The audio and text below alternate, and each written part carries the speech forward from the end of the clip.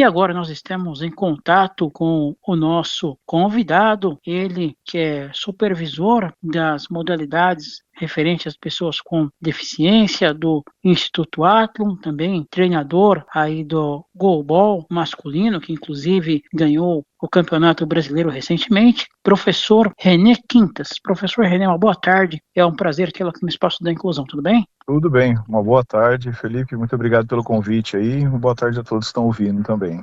Nós agradecemos. Primeiramente, como nós temos várias pessoas nos ouvindo, inclusive pessoas com deficiência visual, eu pediria, por gentileza, para que o senhor fizesse a sua descrição. Bom, sou uma pessoa de 1,83 m, um pouquinho acima do peso, cabelo meio calvo, cavanhaque branco, né? Uma pele morena, tá? São as descrições. O que o levou a trabalhar com a pessoa com deficiência? O senhor tem algum deficiente na família? Ou foi mais propriamente mesmo ah, ah, viu as modalidades e gostou? O que te levou a trabalhar com as pessoas com deficiência? Bom, eu sou de Mogi das Cruzes, né? Lá em Mogi, em 2010, eu tive um convite para estar trabalhando com o futebol de amputados. Não conhecia, nunca tinha trabalhado com esportes para pessoas com deficiência, né? Conhecia o futebol de amputados. De lá, no futebol de amputados, iniciei com a modalidade, como também os atletas. Lá também era um projeto iniciante, a gente tinha um atleta só que já tinha experiência, que era, na época era o Rogerinho lá, que depois o projeto, na época era o Instituto Sua Vida e se tornou o Corinthians, né? Então eu comecei lá em 2010, onde se tornou, depois fui treinador do Corinthians, fui técnico também da Seleção Brasileira. Em paralelo, comecei a trabalhar com o futebol de PC também, que foram surgindo essas oportunidades lá também em Mogi. E depois, em 2014, eu mudei para São José dos Campos, né? Em São José ainda fiquei 4 anos trabalhando com o futebol de amputados, indo e voltando, Mogi, São José, né? Mas comecei a trabalhar também em São José com atletismo para pessoas com deficiência. E em 2018, nesse decorrer, nessa correria de viagens, eu pedi dispensa da Seleção Brasileira e do Corinthians, onde tive o convite do o diretor, né, do Instituto Athlon, que é o Kelvin Bacos, e ele me chamou para trabalhar com o goalball. Eu nunca tinha trabalhado com goalball, né? E eu falei para ele, mas ele falou que já tinha uma experiência com esportes coletivos, então eu fui aprender, fui conhecer o goalball, né? Eu comecei a trabalhar em 2018, onde a gente estava na Série B. Em 2018 mesmo disputamos e subimos para a Série A, né? 19 conseguimos terceiro lugar na Série A. Então a gente foi evoluindo também junto ali também, fui aprendendo sobre o goalball. Em 2022 tive um convite para ser técnico da seleção de base de goalball, onde eu fiquei em 2022, 2023 e em 24 também, quando apertou um pouquinho mais os horários, também cuidar um pouco mais da família e assim, para fazer um trabalho com excelência ali, e as viagens estavam complicando, né? Aí eu pedi dispensa da seleção também para me dedicar um pouquinho mais à família, à saúde, os trabalhos aqui também em São José, e fiquei só com o goalball. Então essa foi meio que uma trajetória no paradesporto que eu tô até hoje aí e hoje com a supervisão e só como técnico do goalball da equipe principal aqui também, que hoje a gente tem 3 equipes masculinas e 2 femininas, né? Mais 3 contando com a principal e 2 de base? Na verdade são 2 outras equipes, que a gente entra com mais 2 equipes. O Campeonato Paulista a gente entra com 2 masculinas, todas elas disputando a principal. Agora a gente vai disputar a Série B com uma outra entidade que a gente tem, que é o IFP, né? Então a gente vai estar indo para lá também com o feminino e masculino para disputar a Série B, onde as 2 se classificaram no regional. Mas aí, você, por exemplo, todas elas se classificam, conseguem o acesso para a Série A, por exemplo. Vocês podem atuar com todas elas na Série A, sendo vinculadas a um Instituto Athlon ou não? Não, no caso aqui a gente tem a outra entidade que é o IFP. Nós trabalhamos juntos, treinamos juntos, né? Temos um grupo multidisciplinar, uma estrutura muito boa aqui, onde tem 10 pessoas no grupo multidisciplinar, onde a gente tem fisioterapeuta, tem analista de sono, fisiologista, nutricionista, psicólogo, né? Preparador físico, auxiliar técnico, os técnicos, né? Então a gente tem uma estrutura muito boa onde a gente consegue ter essa estrutura para trabalhar em alto rendimento, né? Antes de a gente falar do goalball, quais foram ou quais são, no caso foram para o senhor, as principais dificuldades de se trabalhar no caso do futebol de amputados? As principais dificuldades? Isso. Assim, no caso, a modalidade em si, a estruturação ali da modalidade que não tinha tanto apoio. a gente teve muito que o futebol de amputados ele não é uma modalidade paralímpica, né? Então teve muitas competições onde a gente teve que fazer ali, dormir em chão de escola para participar dos campeonatos, como não tem um apoio do Comitê Paralímpico, por não ser uma modalidade paralímpica, né? Onde eles estão na briga para tentar incluir já fazia um tempo, então tinha essas dificuldades na estruturação para competições, para viagens, né? Então essa parte mesmo. A parte de treinamento, a gente fala que, assim, todos, entrou no campo ali, alto rendimento, os atletas, a gente vai cobrar o máximo deles, sempre respeitando as limitações de cada um. Então, a gente vai buscando os estudos para aquela modalidade para estar desenvolvendo ali. Eles utilizam a muleta, né, dentro de campo? Os jogadores de linha, eles jogam de muleta, né, onde eles têm que ter a amputação de uma das pernas, ou a malformação, no caso dos jogadores de linha, onde ele não pode bater com a muleta na bola, é só para o deslocamento dele, e também não pode bater com a perna que é a amputação, a malformação, ou o coto, né, que é falado, não pode bater na bola, é só com a perna que ele tem mesmo que ele pode conduzir. E já o goleiro ele defende com um dos braços, ele tem que ter amputação ou malformação de um dos braços, então ele só vai defender com um dos braços, e ele não pode sair da área, porque senão ele leva vantagem com os pés na linha, né, e quando a gente fala de futebol de amputado, se imagina, assim, quem não conhece, imagina que é um jogo lento, né, mas a gente tem um jogo muito rápido, né? Então, você vê coisas assim que você fica deslumbrado de ver a potência dos atletas, o desenvolvimento deles, né? A plasticidade, onde eles vão fazer um gol de voleio, apoia com uma muleta e vira o corpo no alto. Então, no caso da bicicleta, você tem dois tipos de bicicleta que eles dão, né? A tradicional, que você vê no futebol, onde a pessoa se joga e chuta a bola, né, nas costas, né, onde ele pula e chuta a bola no alto, né, e tem aquele que levanta sobre as muletas, fica quase inteiro no alto, chuta e volta. Então tem umas coisas que você fica só vendo para você acreditar mesmo que eles fazem. Mas a muleta, é uma muleta específica para o futebol ou é a muleta do dia a dia? Olha, a gente mandava fazer a muleta, tem que ser mandado fazer com uma parede de alumínio um pouco mais grossa, né, para não ficar tão pesada, que a muleta de ferro fica mais pesada, e ela já era uma muleta que vinha própria, grande, e cortava no tamanho do atleta. Então ela já tinha tamanho, não tinha regulagem de altura, cada um já tinha a sua própria no tamanho certo, né, porque aquela muleta que é vendida, tradicional, onde tem a regulagem, os pinos onde você regula a altura, aquela lá, a parede de alumínio, ela é muito frágil, então já teve situações de uma apresentação, eu entregar para um atleta ali, com a situação que ele estava sem a muleta, entreguei para ele, virei as costas, na hora que eu olhei ele já tinha entortado a muleta. E o impacto é muito grande, né, para poder, que exige no jogo, né. No começo da modalidade, com o pessoal, muita gente fala, mas não tem acidentes, assim, por ser jogar de muleta? Já ocorreu algum tipo de acidente mais grave? Olha, eu nunca presenciei, porque assim, no treinamento em si, ali a gente já passa também para eles o modo quando vai cair, abrir os braços, né? O que acontece, às vezes, um iniciante que ele vai correr, vai cair para frente, ele apoia com a muleta na frente do corpo, e às vezes pode bater na barriga, mas é muito difícil de acontecer. A muleta, às vezes, bater, esbarrar e cair, mas não presenciei acidentes, assim, muito graves, assim, pelo fato da muleta em si. Não vi, porque eles treinam já para ter essa mobilidade e o desenvolvimento desde o social, onde eles começam ali com a muleta devagar e depois vão pegando essa mobilidade até para treinamento, né? Eles já começam a ver o passe que vai dar no ponto que vai ter, qual a perna que o atleta tem, é você saber identificar com quem você está jogando para você extrair o melhor ali deles ali, né? Do tempo que o senhor começou na modalidade para hoje em dia, embora o senhor não esteja mais treinando essa modalidade, mas quais os principais pontos que o senhor destacaria que avançou a modalidade? Olha, hoje já tem uma organização muito maior, a confederação, você vê que está mais estruturada, já tem mais estudos na modalidade, então é muito bem mais atletas praticantes, porque essa captação de apresentação para os atletas da modalidade hoje já tem muito mais atletas, ou está mais competitivo, né? Os clubes já têm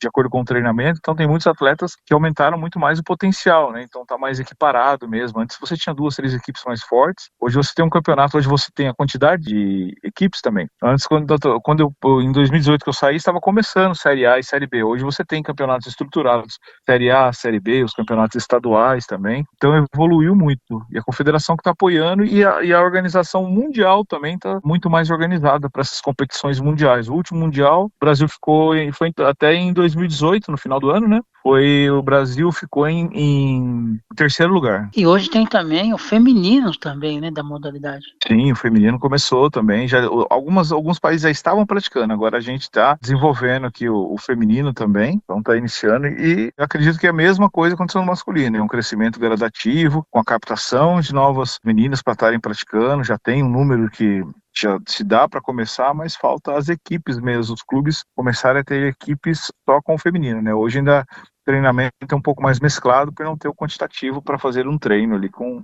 só feminino, né? Agora passando para a questão do goalball, que é onde o senhor está atualmente, né, como técnico, queria que o senhor falasse um pouco desse trabalho desenvolvido aí na instituição e o título, o Campeonato Brasileiro, né, que vocês ganharam recentemente contra o Instituto Roberto Miranda lá de Londrina. Isso, foi o Campeonato Brasileiro, acho que veio de uma construção que tivemos desde o começo do ano, né? A equipe veio evoluindo, treinando junto, crescendo.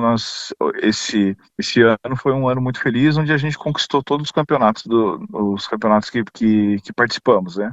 Tivemos o campeonato que a gente teve o regional, nós fomos campeões também.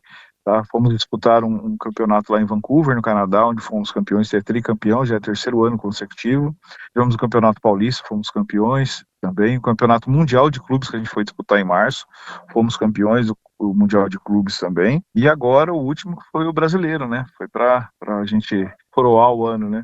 Então foi um campeonato que conseguimos ficar invictos, mas é um campeonato muito difícil, né?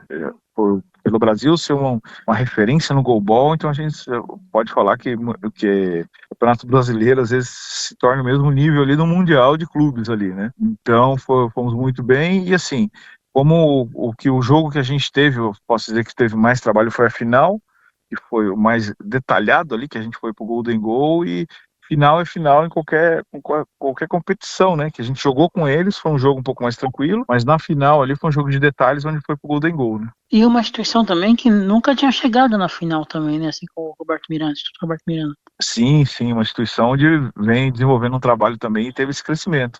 Técnico lá, o técnico responsável lá é o Márcio, né? Que hoje ele está na categoria, ele é técnico da seleção de base feminina também, que trabalhamos juntos lá também. Ele trabalhou algumas vezes quando eu estava lá na seleção de base, depois ele assumiu a seleção. É um técnico muito bom, muito capacitado, né? Uma ótima pessoa também, um cara que é parceiro, amigo, e faz um trabalho que o desenvolvimento, eu acredito que é uma metodologia que a gente trabalha muito próximo, né? E ele é um ótimo profissional e o clube vem desenvolvendo, vem crescendo muito também. O goalball tem também essa questão de jogadores também, né, de outras cidades, até mesmo às vezes outros estados, fazerem essa rotação entre os clubes, né? Sim. Hoje a gente tem um profissionalismo na modalidade, né? Então, às vezes você tem atletas clubes mais estruturados, que têm condições de ter os atletas, que eles buscam não só o dinheiro, mas a estrutura para o desenvolvimento deles. Então, eles são mais conscientes e você vê o profissionalismo nos atletas. Então, tem alguns que não tem esse lado deles estarem em equipes que não são da sua própria cidade, né? Existe também, por exemplo, jogadores que vêm, não sei se já aconteceu com vocês, de outros países para jogar aqui? Sim, nós tivemos, no caso, um intercâmbio para treinamento. Ano passado, a seleção da Argentina, ela veio ficar umas semanas aqui para treinamento, até mesmo para eles se prepararem para a Copa América, que teve esse ano. Ano retrasado, nós fomos para a Argentina para fazer um intercâmbio, né, lá. Tivemos agora, 2 meses atrás, veio uma atleta do Japão ficar 2 semanas aqui com a gente. Depois, 2 semanas antes do brasileiro, teve um atleta que é o pivô do Japão também, o Yuta. Ele veio para estar fazendo uma fase de treinamento com a gente. Isso ocorre em outras equipes também, como ocorreu no brasileiro agora, de uma equipe feminina, que é a equipe do SEMAC, né, que é lá do Mato Grosso, de Cuiabá. Eles tiveram uma atleta que veio de Israel, né, que é a Liri, né, que é considerado um dos ataques mais fortes aí do mundo, né. Israel é considerado o ataque dos mais fortes do mundo? O ataque dessa atleta, ela sim, o ataque dela, ela tem um arremesso muito potente, um arremesso muito bom. Pro feminino, ela se destaca muito. Então, ela é considerada uma das melhores atacantes do mundo aí. E quando vem esse pessoal de fora, aqui da América do Sul ainda, né, no caso do espanhol, mas e no caso do Japão, esses países assim mais diferentes, como que, mesmo com os atletas, para fazer a interação devido à língua? A gente trabalha muito, a gente teve o apoio aqui de intérpretes, né, do Japão para estar aqui. O espanhol é mais tranquilo, né, dá pra gente conduzir ali, entender melhor. Mas no caso do japonês, a gente tem a professora nossa, que é do karatê, que ela tem a descendência japonesa, já morou lá e conhece muitas pessoas aqui que falam bem a língua, né? Então eles nos ajudaram bastante, ficando como intérprete pra gente. Bacana. Muitas equipes que tiveram atletas da Argentina, né? Argentina, teve uma atleta do Peru, acho que tiveram 5 ou 6 equipes diferentes que tiveram também atletas da Argentina participando agora no Campeonato Brasileiro. Aliás, a Argentina tem como presidente aí do Comitê Paralímpico o senhor José Maria. E a questão, o senhor comentou do Campeonato Mundial. Várias equipes, como que é o Campeonato Mundial de goalball e ele acontece de quanto em quanto tempo? Ele tem a cada 4 anos, né? E o Campeonato Mundial são os clubes, né, que são convocados, são classificados, né? No caso, nós tivemos a vaga porque ganhamos, tinham 2 vagas no campeonato que a gente foi disputar em Vancouver, né? No Canadá. O SESI também estava presente, foi até na última edição a penúltima edição, né? A última nós ganhamos, a penúltima quem ganhou foi o SESI e depois eles garantiram a vaga para essa competição, de eles ficarem em terceiro lugar. Mas ali tínhamos equipes do Japão, Montenegro, tínhamos países do mundo inteiro ali. Mas agora, para vocês terem ganhado esse ano, isso já garante vocês daqui a 4 anos ou não necessariamente? Sim, sim. Por ser campeão, nós já temos a vaga no próximo Mundial. Aí agora, já a partir do ano que vem, já começa uma preparação para esse novo ciclo? Sim, eles até estão pensando em fazerem de 2 em 2 anos, né? Então tem essa questão de fazerem de 2 em 2 anos. Tá? Mas já sim, ano que vem, se for de 2 em 2, ano que vem a gente já tem que estar, no início do ano a gente já tem que estar pensando nisso. Já tem que colocar na nossa programação, né? Planejamento. Mas aí ficaria meio próximo claro que nem todos vão, da Paralimpíada, né? Se for fazer de 2 em 2 anos. Sim, sim, mas eles podem mudar para intercalar, né? Eu preciso, agora de cabeça, eu não vou saber dizer a data certinha de como que é o que eles pretendem, como que eles pretendem estar estruturando isso, né? Além do instituto, vocês têm algum outro tipo de apoio, um patrocínio, alguma coisa, até para que os atletas possam se manter? Hoje nós temos aqui apoio da prefeitura, né? Temos uma parceria com a prefeitura, mas temos os projetos incentivados, onde nós temos projetos nas leis municipais, estaduais e federais. Cara. Então isso daí ajuda com os atletas, para manter os atletas, estruturar as modalidades, pagar os profissionais, né? Tem tudo isso. Além do goalball, né, que ganharam aí os campeonatos recentemente, quais as outras modalidades que o Instituto Athlon se destaca atualmente? Nós temos também um que foi mais próximo agora, que foi até antes do Campeonato Brasileiro, que foi o paraciclismo, onde a gente tem a Sabrina Custódia, né, que ela foi campeã mundial numa das provas, né, e ela bateu o recorde mundial também no paraciclismo. Depois a gente tem a bocha, a gente tem o vôlei sentado, que mês que vem agora já tem o brasileiro, no ano passado foi terceiro. Então temos a natação, que tivemos um campeonato estadual agora com natação, atletismo, que é o Paresp, né, os Jogos para Pessoas com Deficiência do Estado de São Paulo, que é igual ao regional, né, foi criado um regional para pessoa com deficiência. Então lá nós, no geral, ficamos em primeiro lugar também. Temos o atletismo também, que se destaca bastante, onde já tivemos vários atletas na Paralimpíada, né, e medalharam também lá. Temos o Parabadminton, tem o judô e o karatê, no judô temos o alto rendimento, temos o social. No karatê temos o âmbito social também, no atletismo temos o alto rendimento e o social, né? Temos o xadrez, então... O karatê, por exemplo, né, é uma modalidade, assim, já tive contato com pessoas do karatê, mas dentre as modalidades para deficiente, ele não é ainda tão popular, né, tão procurado. Sim, o karatê, a gente tem o lado social, né? E temos atletas que participaram também com os campeonatos de rendimento, mas é uma proposta que a gente, quando se fala do karatê, pensa-se muito naquela luta, no contato, né?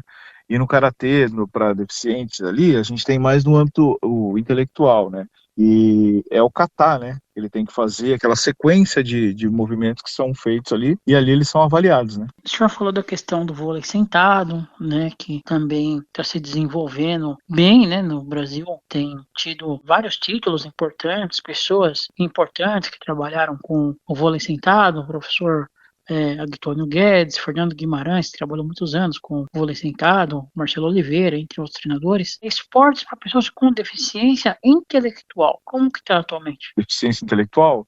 Isso. A gente tem a CBDI, né, que cuida dos esportes para pessoas com deficiência. Então a gente tem o atletismo, tem a natação, tem também o karatê, o judô, né? Então está tendo um crescimento muito grande, está tendo uma procura muito maior por esses esportes assim, né? Agora. Um foco um pouco diferente, né? A CBDI tem essas modalidades, né, para o intelectual. Tem as Olimpíadas Especiais também, né, que o pessoal fala. Sim, é Special Olympics, né, que tem, né? que ocorrem aí no mundo, e é bem interessante essa competição também.